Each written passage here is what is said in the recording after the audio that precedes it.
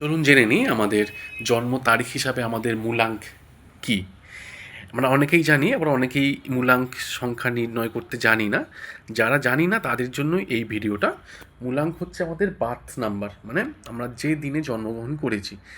একটা জন্ম সাল, একটা জন্ম মাস, একটা জন্ম তারিখ হয়ে থাকে। মূলাঙ্ক হিসাব করা হয় জন্মের তারিখ হিসাবে, জন্মদিনটা। যদি কেউ কারোর জন্ম তারিখটা জানে তবে তার মূলাঙ্ক সহজেই বার করতে পারবে।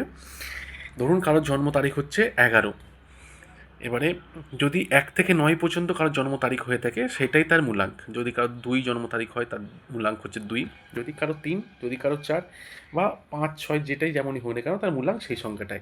এবার যদি ডবল ডিজিট হয়ে যায়, মানে 12, 11, সেক্ষেত্রে দুটো ডিজিটকে আমরা অ্যাডিশন করব, যোগ করে সেই যে ডিজিটটা আসবে সেটাই তার মূলাঙ্ক।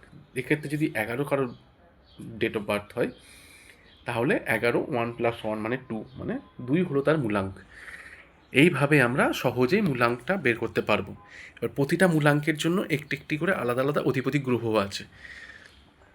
এবারে সেটা যদি কেউ জানতে চায় সেটা অবশ্যই কমেন্ট করে জানাবেন। অবশ্যই পরের ভিডিওতে আমরা কোন মূলাঙ্কের জন্য তার অধিপতি গ্রহ কী এবং তার ব্যক্তিত্বের সাথে সেই মূলাঙ্কের সম্পর্ক কী এবং তার গ্রহ হিসাবে তার ব্যক্তিত্ব কেমন হবে সেটা জেনে নেব। নমস্কার সকলকে, ভালো থাকবেন, পাশে থাকবেন।